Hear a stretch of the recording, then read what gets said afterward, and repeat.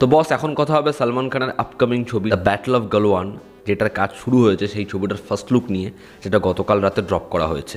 তো কেমন লাগলো এই ফার্স্ট লুকটা? দেখুন, এক কথায় আমার এই ফার্স্ট লুকটা খুব ভালো লেগেছে। সালমান খানের লাস্ট রিলিজগুলো যদি আমরা ধরি, রাধে হোক, সিকান্দার হোক বা কিসি কা ভাই কিসি কি জান, সেগুলো দেখলে মনে হয় সালমান খানের যেন এনার্জি নেই, তাকে যেন দেখে মনে হচ্ছে সে পুরোপুরি ফিট নয়। কিন্তু এই ছবিটার জন্য সে আবার শেপে ফিরছিল। এবং এই যে ফার্স্ট লুকটা, তার ওই হাফ ফেস, যেরকম মুস্টাচ রেখেছে, যেরকম তার চাউনি, ওই যে এক্সপ্রেসিভ আইজ, সালমানকে খুব ভালো লাগছে। এবং দেখে মনে হচ্ছে সে এই ছবিটার জন্য আবার প্রিপারেশান নিচ্ছে এবং সালমান খানের থেকে আমরা একটা স্ট্রং পারফরমেন্স পেতে পারি। এবার দেখুন, এই যে ছবিটা দ্য ব্যাটল অফ গালওয়ান, এটা কিন্তু খুব ইম্পর্ট্যান্ট একটা ছবি। 2020 সালের জুন মাসে যে কনফ্লিক্টটা হয়েছিল ইন্ডিয়া এবং চীনের মধ্যে, সেটার ওপর বেস করে এই ছবিটা। যারা ঘটনাটা জানেন না, আমি অল্প করে বলে দিচ্ছি। লাদাখের একটা চত্বর রয়েছে যেটা হচ্ছে গালওয়ান ভ্যালি।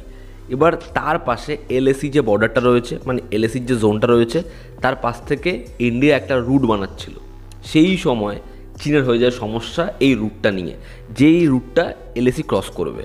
এবার তারা সেই সময় বিভিন্ন রকমের সমস্যা করতে থাকে এবং একটা চুক্তি হয় ইন্ডিয়া এবং চীনের মধ্যে। যেই সময় তারা ঠিক করে যে তারা একে অপরের জোনে আসবে না এবং যেরকম তারা দূরত্ব মেনটেন করে সেরকম জায়গাতেই থাকবে। কিন্তু চায়না একটা ক্যাম্প সেখান থেকে, মানে গালওয়ান ভ্যালি থেকে মুভ হয় না, তারা এলএসি ক্রস করে সেখানে চলে আসে। এবার ওখানে তারা স্টে করে। তখন ভারতীয় সেনারা সেখানে যায় এবং তাদেরকে সেখান থেকে মুভ করতে বলে।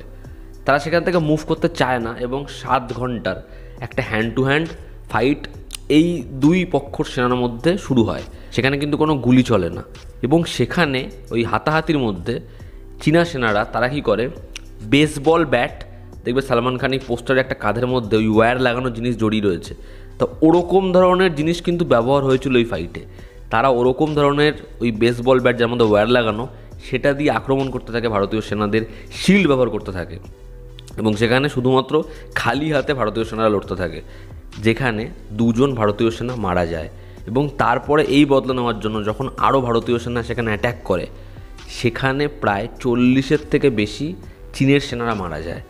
কিন্তু চীন সেই বিষয়টাকে, খবরটাকে চেপে তারা জানায় যে তাদের 4 জন সেনার মৃত্যু হয়েছে, যেখানে ভারতের প্রায় 20 জন সেনার মৃত্যু হয়েছিল। তারপর যখন নিউজ লিক হওয়া শুরু হয়, তখন জানা যায় যে চীনের প্রায় 40 থেকে 50 জন সেনার মৃত্যু হয়েছে এবং চীন এই চুক্তিতে আবার আসে যে গালওয়ান ভ্যালি সেখানে ঢুকেছিল সেখান থেকে নিজের ক্যাম্প সরাবে এবং সেটাই হয়। তো এই যে বিষয়টা, এটা নিয়েই হচ্ছে এই ছবিটা।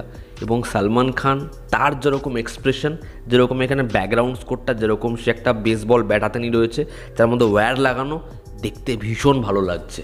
এবং ওই যে কপাল থেকে চোখ চুয়ে রক্ত পড়ছে, যেরকম তার দৃঢ় চাউনি, এরকমভাবে আমরা সালমান খানকে বহুদিন দেখতে পাইনি। তো আমি এই ছবিটার জন্য এক্সাইটেড এবং সালমানের বহুদিন ফার্স্ট লুক ছবির এমন হয়নি যেটা দেখে ইমপ্রেস হয়েছি, যেটা দেখে মনে হচ্ছে ওটা ভালো হতে পারে, সেটা আজকে হয়েছে। সেটা দেখে কোথাও একটা গিয়ে মনে হচ্ছে এই ছবিটা ওয়ার্ক করতে পারে। দেখুন, ছবি ডিরেক্টরের প্রতি আমার এখনও ভরসা নেই, তার কারণ তার বহু জালি কাজ আমি দেখেছি। তবে যেহেতু এরকম একটা সেন্সিটিভ কনসেপ্ট, 2020 সালের ঘটনা, যেটা আমরা প্রত্যেকে সাক্ষী, প্রত্যেকে জানি, এরকম একটা দগ্ধ ঘটনা নিয়ে এই ছবিটা, যেখানে 20 জন ভারতীয় সেনা মারা গিয়েছিল, তো সেরকম একটা বলিদানের গল্প এই ছবিটা বলছে। তো আমি এই ছবিটা দেখতে চাই। তো এই ফার্স্ট লুকটা আমার জন্য ওয়ার্ক করেছে। ছবিতে সালমানের সাথে জুটি বেঁধেছে চিত্রাঙ্গদা, এই প্রথমবার তারা একসাথে কাজ করবে, দেখার দুজনের কেমিস্ট্রি কেমন হয়। এবং এই ছবিতে কিছু নতুন অ্যাক্টাররাও থাকবে, দেখার প্রত্যেককে কীরকমভাবে পরিচালক প্রেজেন্ট করে, ছবিটা হয় কেমন। তবে এই ফার্স্ট লুকটা দেখে কিন্তু মস্তি এসেছে, ছবিটা ভালো হতে পারে। তোমরা যারা এই ফার্স্ট লুকটা দেখেছো, তোমাদের কি অপিনিয়ন জানিও। জনতা আমাদের পাশে আছে। আবার দেখা হচ্ছে, টেক কেয়ার।